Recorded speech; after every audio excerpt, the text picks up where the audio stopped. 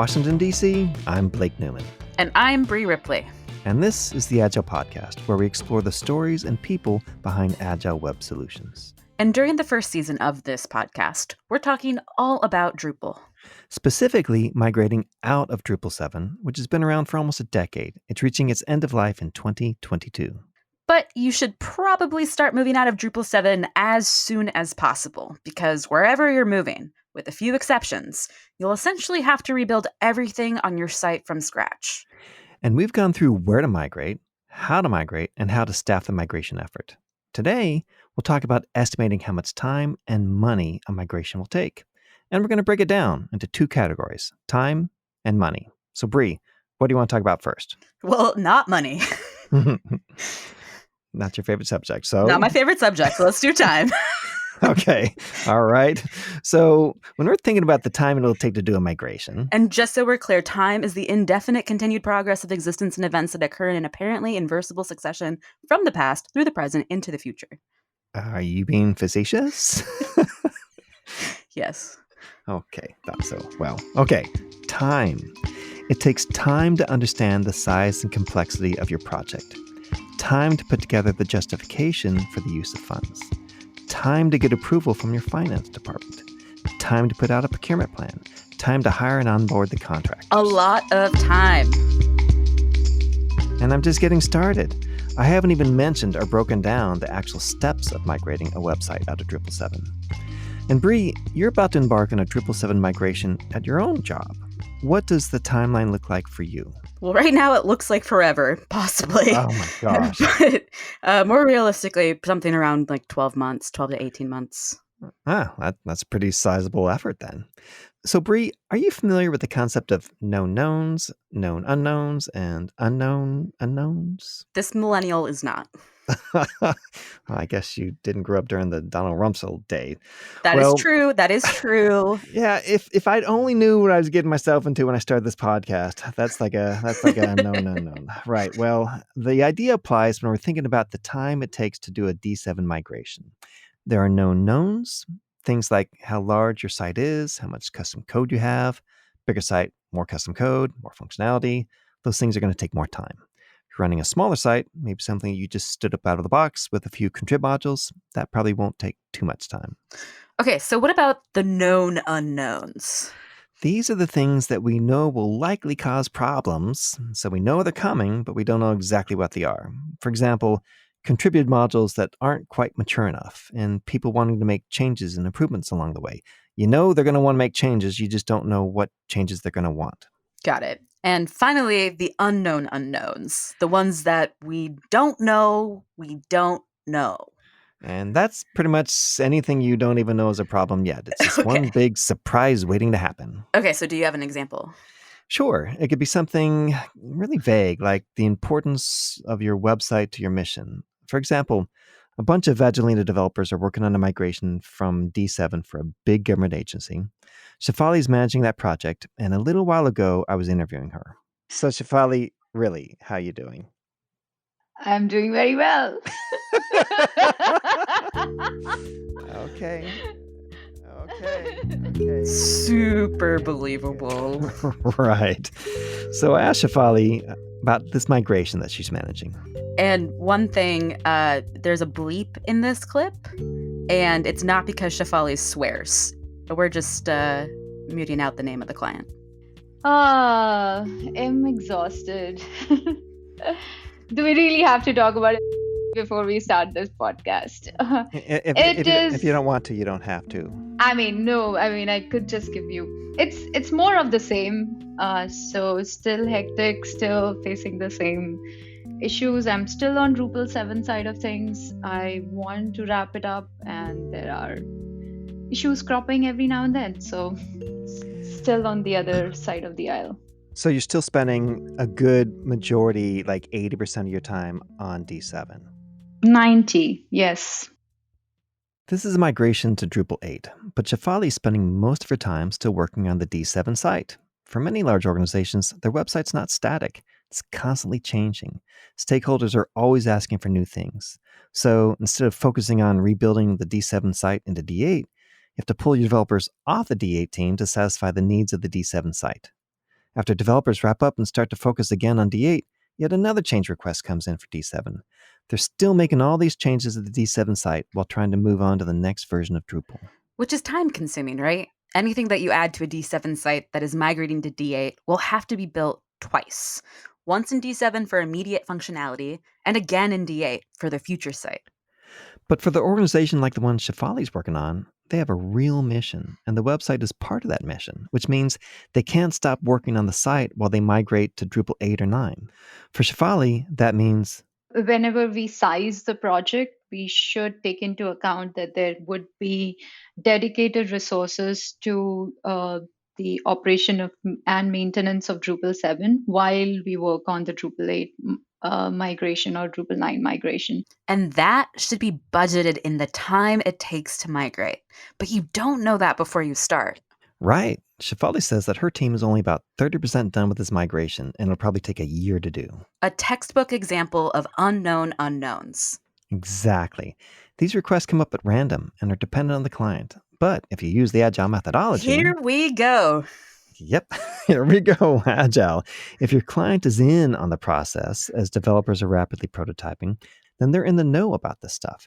They're communicating with the developers, and hopefully they understand what's going to happen when they need new features. Here's Carlos, a developer at Agilina. I think that that's where the communication, not only within the team, but with the product owner or the client, becomes super important. I mean, you need to be very clear with the product owner that, okay, you need this done, you need this new feature on your Drupal 7 side.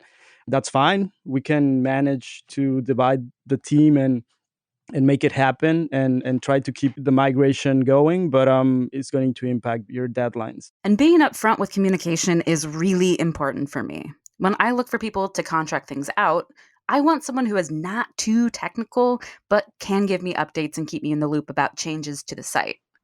Right. Trust and transparency is crucial in a contracting relationship. Okay, let's talk about money. My favorite subject. So, we know the move from Drupal 7 to Drupal 8 is expensive. Earlier in the season, we talked to developers who said that for complex Drupal sites, the cost of migrating could be more than $1 million. That's a lot of money.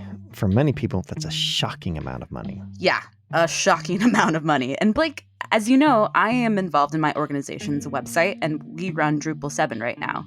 I'm looking at a big migration with in-house and contracted developers, and we haven't quite budgeted it out yet. We're not exactly sure how much time or money it will take. So Blake, how do you estimate how much money a migration will cost?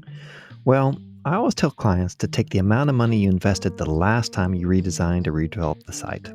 Then add all the money you invested changing and improving the site since you last deployed it. Then multiply that by 1.5 to adjust for inflation, and that would just be the starting point.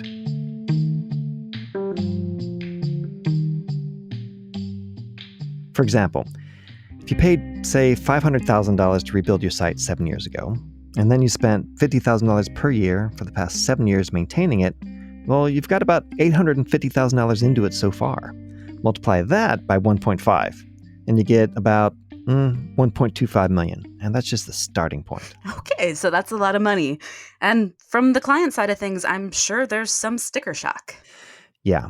And when dealing with that amount of money, it's even more important for developers and contractors to accurately estimate costs and communicate with the clients, because you don't want to run out of money halfway through the project. Exactly.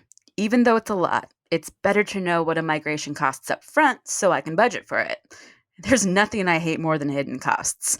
If I don't know the true cost, then I end up having to spend precious time negotiating with my finance department, and what we need to spend on the migration at that point may not be viable, which could be a nightmare.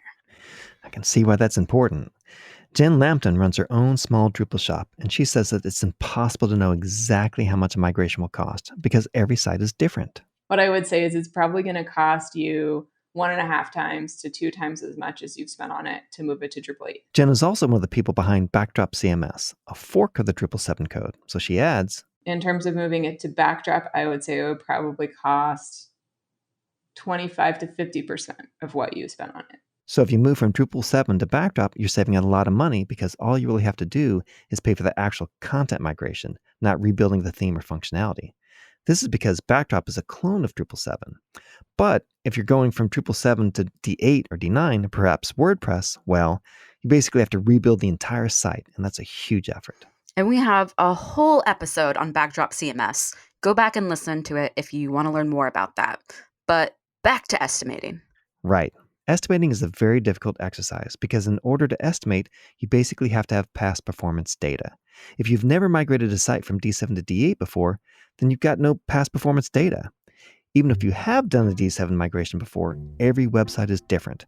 Migrating the whitehouse.gov website is totally different from migrating the Health and Human Services website. Also, if you rely on developers for your estimates, you may not be getting the complete picture because developers don't always take into consideration the cost of project management, communication, or quality assurance. Here's Jen again. A lot of agencies will just like double or triple the numbers the developers give them. And that also is a little sticker shock for the clients. And it builds in protection, which is good for the agency. And if you can deliver under budget, that's good for the client. They're going to be really happy. But getting them to agree to that first number, I think, is a big pitfall. And if your site is being migrated, you don't want to go over budget because being stuck in the middle of a migration without money, well, that's a disaster. Yeah, really bad. The worst thing is to get like halfway through a project like that and hit your budget. And especially if you're at an organization that doesn't have a very flexible budget, now you've either got to compromise with something that's half done and continue working with that, which might make you really upset, or give up entirely.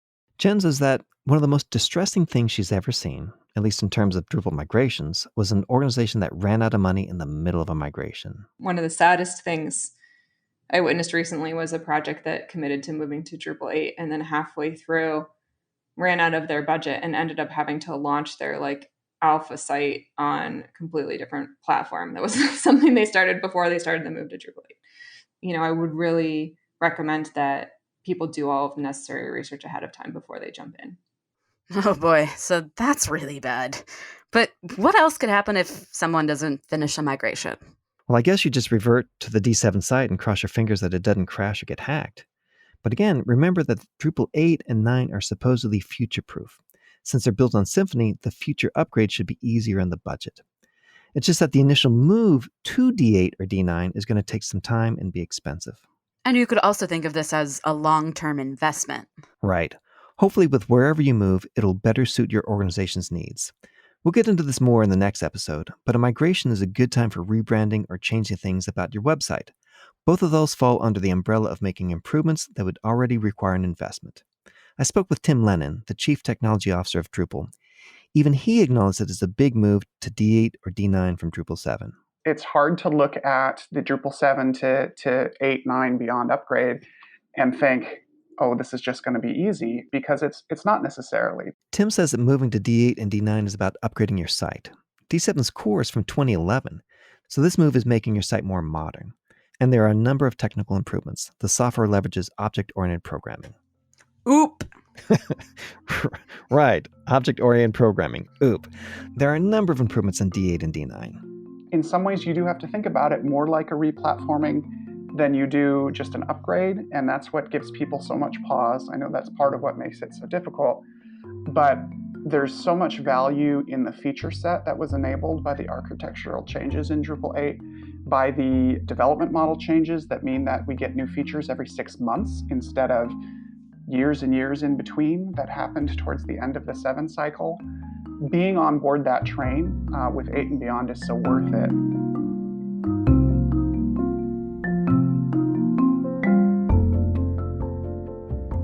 Okay, so just to recap. In terms of money, the move out of Drupal 7 is like rebuilding your whole website. So you should probably take the amount of money that you spent on building your first site, add in all the money that you used to maintain it over its life, and all the money used to migrate it, and then multiply it by at least 2. Pretty much. If your site is really complicated, you've been adding a lot of custom code, it'll probably be expensive. There are also these known unknowns and unknown unknowns. For example, there's a chance that some of your contributed modules don't exist in Drupal 8 or 9, so you might have to take the lead in maintaining not ready for D8 or D9 contrib modules. Though, other modules have been incorporated into the Drupal core. And in terms of time, again, it comes down to your site. But you are rebuilding your whole site, so it will take a fair amount of time, though it's not always known what your migration will look like when you start. There's a lot to consider. But this migration will be expensive and time-consuming, and we can count on that.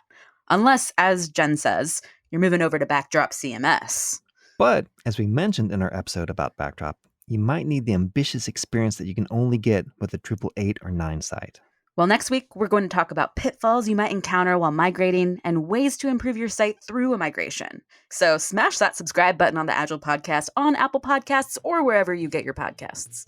And please leave a review while you're at it. Thanks for listening. Till next time. Talk to you soon. The Agile Podcast is produced by Agilina, a DC-based web development company. To learn more about Agilina, you can visit our website, agilina.com, or send us an email to results@agilina.com. That's AGILEANA.com.